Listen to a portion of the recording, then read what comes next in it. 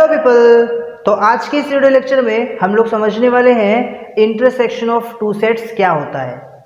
ये जो टॉपिक है ना, ये आपको प्रैक्टिस सेट 1.4 में बहुत ज़्यादा हेल्प करने वाला है। तो अगर आपको प्रैक्टिस सेट 1.4 समझना है तो उसके लिए इंटरसेक्शन ऑफ टू सेट्स के बारे में पता होना बहुत ज़्यादा ज़रूरी है।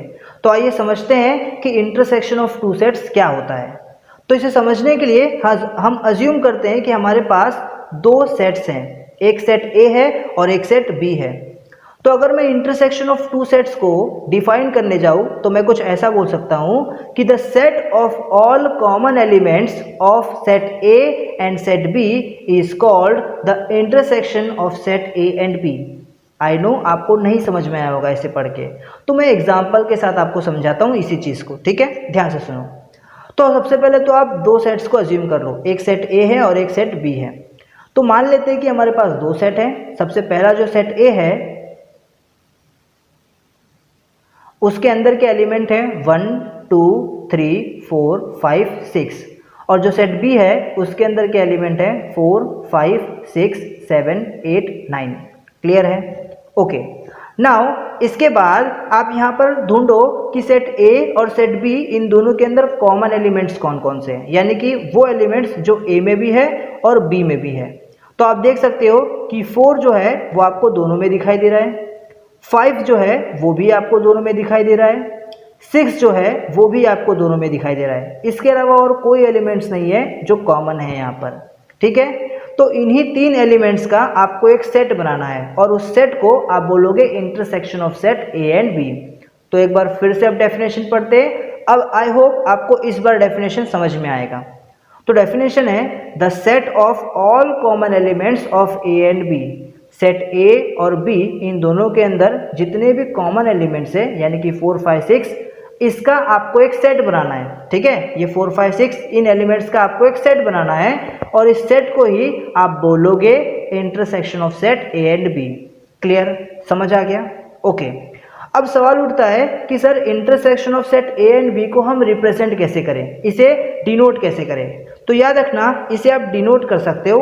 कैसे? आप लिख सकते हो ए इंटरसेक्शन बी। ये जो बीच में मैंने उल्टा यू बनाया है ये होता है इंटरसेक्शन का सिंबल। ठीक है, तो इंटरसेक्शन को आप ऐसे उल्टे यू से क्या कर सकते हो, रिप्रेजेंट कर सकते हो। इसे पढ़ोगे कैसे? इसे आप पढ़ोगे ऐसे, ए इंटरसेक्शन बी। कैसे? A intersection B. ये सेट ए है, ये जो उल्टा यू है ये इंटरसेक्शन है और बी है ये। ठीक है, सेट बी है, तो इसे पढ़ोगे A intersection B. I hope समझ गया होगा। तो ए इंटरसेक्शन बी, इसका आपको सेट बनाना है जो क्या होगा, ए और बी के कॉमन एलिमेंट्स का सेट होगा। तो आप ऐसे लिख सकते हो A intersection B is equals to curly bracket on, कौन कौन से एलिमेंट्स आएंगे इसके अंदर, जो ए और बी के अंदर कॉमन है, यानी कि 4 5 6। तो इसके अंदर मैंने लिख दिया 4 5 6 करली ब्रैकेट क्लोज। आई होप आपको समझ में आ गया होगा कि इंटरसेक्शन ऑफ टू सेट्स का मैंने सेट कैसे बनाया है। अच्छा, ये सेट के अंदर जो भी एलिमेंट्स होंगे ना वो हमेशा ए के अंदर भी बिलोंग कर सकते हैं, कर सकते नहीं, ए के अंदर भी बिलोंग करते हैं और बी के अंदर भी बिलोंग करते हैं। कंपलसरी दोनों के अंदर बिलोंग करने चाहिए। तो अगर रूल मेथड के साथ मैं इस सेट्स को लिखना चाहूँ तो मैं ऐसे भी लिख सकता हूँ कि A intersection B is equals to curly bracket on x such that x. ये एक्स क्या है? ये x जो है इस सेट के अंदर आने वाले एलिमेंट्स हैं। ठीक है, ये जो x है ये इस सेट के अंदर आने वाले एलिमेंट्स को रिप्रेजेंट कर रहे हैं। तो x क्या क्या हो सकता है?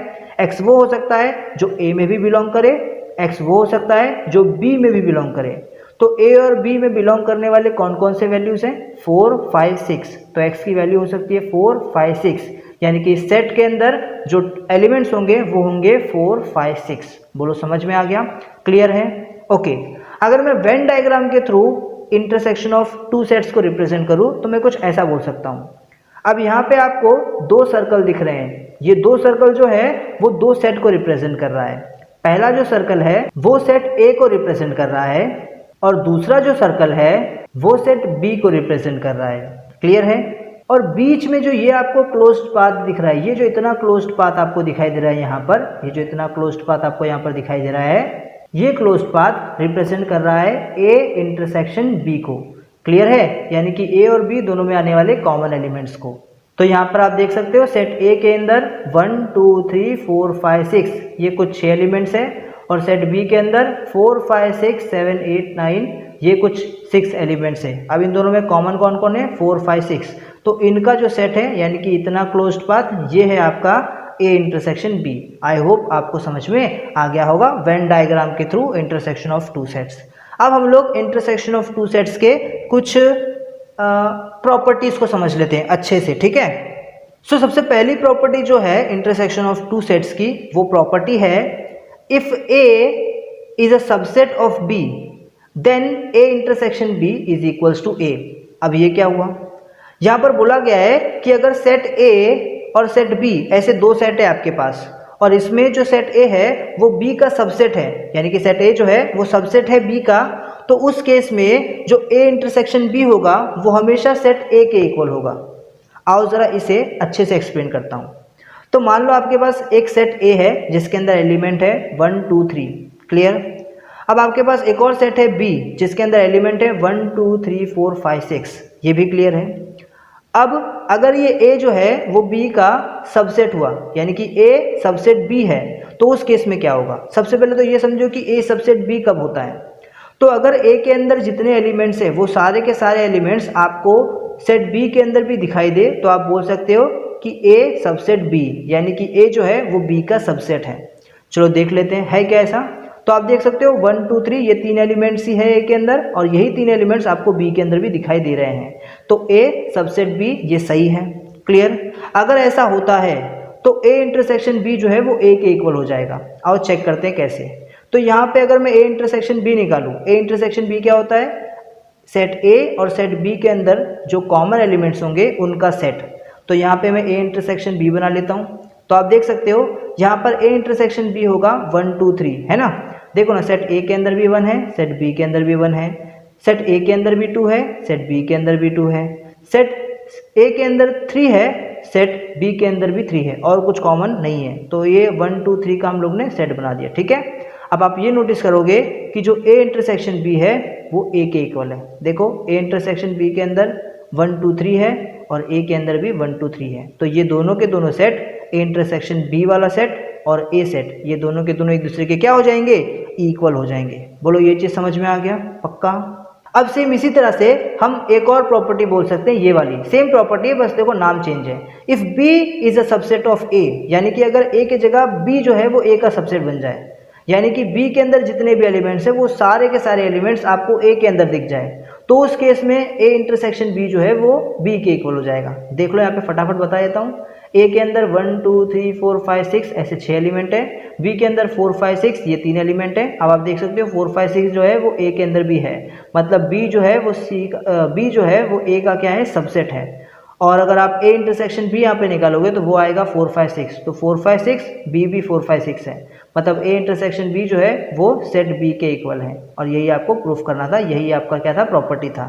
तो आई होप आपको ये दो प्रॉपर्टी समझ आ गई होगी। अब अगले प्रॉपर्टी को समझते हैं। तो अब इस प्रॉपर्टी को देखते हैं। देखो यहाँ पे क्या दिया हुआ है। मान लो आपके पास एक सेट है, सेट का नाम है ए और इसके अंदर एलिमेंट है 1 2 3 9, ठीक है, ये 4 एलिमेंट है।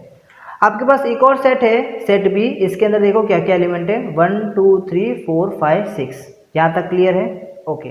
अब आप यहाँ पर ए इंटरसेक्शन बी निकालो। तो ए इंटरसेक्शन बी क्या होता है? ए इंटरसेक्शन बी जो है वो ए और बी में आने वाले कॉमन एलिमेंट्स का सेट होगा। तो ए और बी में कौन कौन कॉमन है? 1 2 और 3, बस 1 2 3 ये 3 एलिमेंट्स जो है वो ए बी दोनों में कॉमन है। तो 1 2 3 इन 3 सेट का आपको, इन 3 एलिमेंट्स का आपको एक सेट बनाना है और उसको आप बोलोगे intersection of A and B, यानी कि ए इंटरसेक्शन बी।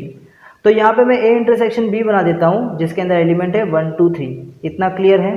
अच्छा, अब आप यहाँ पर एक चीज़ नोटिस करोगे कि ये जो आपके सामने सेट दिखाई दे रहा है, सेट ए इंटरसेक्शन बी, ये जो सेट है ना ये बी का क्या है? सबसेट है। ये जो सेट है ए इंटरसेक्शन बी ये आपके बी का सबसेट है और बी का ही नहीं, ये ए का भी सबसेट है। ध्यान से देखो, ये जो ए इंटरसेक्शन बी है इसके अंदर 1 2 3 ऐसे 3 एलिमेंट्स आ रहे हैं और यही 3 एलिमेंट्स आपको बी के अंदर भी दिखाई दे रहे हैं, यानी कि ए इंटरसेक्शन बी के अंदर जितने भी एलिमेंट्स हैं वो सारे के सारे एलिमेंट्स आपको बी के अंदर भी दिखाई दे रहे हैं और ए इंटरसेक्शन बी के अंदर जितने भी एलिमेंट्स हैं वो सारे के सारे एलिमेंट्स आपको ए के अंदर भी दिखाई दे रहे हैं। तो मैं बोल सकता हूँ ए इंटरसेक्शन बी जो है वो सबसेट है बी का, A intersection B is subset of B, या फिर मैं ऐसा ही बोल सकता हूँ A intersection B is subset of A. तो मैं यहाँ बोल सकता हूँ कि A intersection B is a subset of A, और मैं यहाँ पे ये भी बोल सकता हूँ कि A intersection B subset B. Clear रहेगा? पक्का? कोई डाउट यहाँ तक नहीं है? ओके। तो अभी हम लोग पढ़ते हैं नेक्स्ट प्रॉपर्टी। जरा ध्यान से देखो, यहाँ पर आपको दिखाई दे रहा है एक यूनिवर्सल सेट। इस यूनिवर्सल सेट के अंदर कुछ एलिमेंट्स हैं, देख लेते हैं कौन कौन से एलिमेंट हैं। तो इसके अंदर एलिमेंट है 1 2 3 4 5 6 7 8 9 10, ठीक है, ऐसे 10 एलिमेंट हैं। तो यहाँ पर मैं एक सेट ए कंसिडर कर लेता हूँ, इसके अंदर एलिमेंट है 1 2 3 4 5, ठीक है, क्लियर है यहाँ पे? ओके। अब मैं क्या करता हूँ, मैं यहाँ पे इस सेट ए का कॉम्प्लीमेंट ले लेता हूँ, मतलब मैं कॉम्प्लीमेंट ऑफ सेट ए ले लेता हूँ, ठीक है। आपको पता है कॉम्प्लीमेंट ऑफ सेट क्या होता है, यानी कि एक ऐसा सेट जिसके अंदर वो एलिमेंट्स होंगे जो ए के अंदर नहीं है, ठीक है। तो यूनिवर्सल सेट के अंदर आप देख सकते हो 1 2 3 4 5, ये तो ए के अंदर भी है। अब इसके अलावा जो बचे हुए एलिमेंट्स है वो होंगे कॉम्प्लीमेंट ऑफ ए के अंदर, यानी कि 6 7 8 9 10। तो आप देख सकते हो कॉम्प्लीमेंट ऑफ ए के अंदर 6 7 8 9 10 ये 5 एलिमेंट्स आ गए हैं। क्लियर है? पक्का? कोई डाउट यहाँ तक नहीं है? ओके। तो अगर मैं यहाँ पर सेट ए और कॉम्प्लीमेंट ऑफ सेट ए, इन दोनों में से अगर कॉमन निकालूँ, यानी इन दोनों का अगर मैं इंटरसेक्शन निकालूँ, इन दोनों का मैं क्या निकालूँ, इंटरसेक्शन निकालूँ, तो क्या निकलेगा? देखो इनमें कुछ भी कॉमन नहीं है, मतलब A intersection of complement A is null set, यानी कि उसके अंदर कोई भी एलिमेंट नहीं है, ठीक है क्या? तो मैं बोल सकता हूँ A intersection A complement is equals to empty set. Clear रहेगा? समझ गए? ओके, क्योंकि इनमें कुछ कॉमन नहीं है ना, तो इनका कोई सेट ही नहीं बनेगा, ए इंटरसेक्शन ए डैश का कोई सेट ही नहीं बनेगा, ठीक है। तो यहाँ पे ऐसा आएगा। क्लियर है? ओके। अभी जैसे मान लो कि ए है, ए के अंदर क्या एलिमेंट है 1 2 3 4 5, और इसी को मैंने कॉपी कर दिया। एक और एलिमेंट है ए, उसका भी नाम सेम है और उसके अंदर एलिमेंट भी सेम है, मतलब ए और बी ये दो सेम ही एलिमेंट है। अगर एक सेट का आप उसी के साथ क्या निकालोगे, कॉमन निकालोगे, तो आपको वही सेट मिलेगा रिटर्न, है ना। देखोगे दो सेट है ए का, दोनों के अंदर वही वही चीज़ें क्या है, कॉमन है, तो सीधी बात, तो जो आंसर आएगा वो भी ए ही होगा। तो याद रखना, एक और प्रॉपर्टी होता है ए इंटरसेक्शन ए, यानी कि एक सेट का अगर उसी का आप इंटरसेक्शन निकालोगे तो आंसर भी वही आएगा, ठीक है। ए इंटरसेक्शन ए, आंसर भी क्या आएगा, ए। क्लियर है? ओके। अब जरा मैं ये प्रॉपर्टी को आपको एक्सप्लेन करता हूँ कि A intersection empty set is equals to empty set. अब जरा इसका मतलब समझते हैं। तो मान लो कि आपके पास एक सेट है ए, ठीक है, इसके अंदर एलिमेंट है 1 2 3 4 5। क्लियर है ये? अच्छा, अब मान लो कि इसके कंपैरिजन में आपके पास एक एम्प्टी सेट है। एम्प्टी सेट है मतलब उसके अंदर कोई भी एलिमेंट्स नहीं है, ठीक है। तो अगर इस सेट ए और उस एम्प्टी सेट दोनों का आप इंटरसेक्शन निकालोगे तो कुछ निकलेगा क्या? देखो एम्प्टी सेट के अंदर तो कुछ है ही नहीं, ठीक है, और ए के अंदर तो ये कुछ 5 एलिमेंट है, तो अब दोनों में कुछ कॉमन है क्या? एम्प्टी सेट के अंदर तो कुछ है ही नहीं, तो कॉमन कैसे निकाल पाओगे? तो कॉमन ही निकलेगा कुछ, तो इसीलिए इसका जो इंटरसेक्शन है वो भी क्या आएगा, एम्प्टी आएगा, ठीक है। यानी कि A intersection empty set is equals to empty set. Clear है क्या? पक्का? कोई डाउट नहीं है? तो यहाँ पे ये कुछ 3 प्रॉपर्टी हमने समझ लिया है, ठीक है। तो टोटल कितने प्रॉपर्टी है यहाँ पे? टोटल यहाँ पर आप देख सकते हो 7 प्रॉपर्टी है, ठीक है। तो यहाँ पे सातों प्रॉपर्टी को एक और बार रिवाइज करा देता हूँ। सबसे पहली प्रॉपर्टी थी A intersection B is a subset of A, ठीक है। A intersection B is a subset of B also, ठीक है। A intersection complement of A is equals to empty set. If A subset B, then A intersection B is equals to A.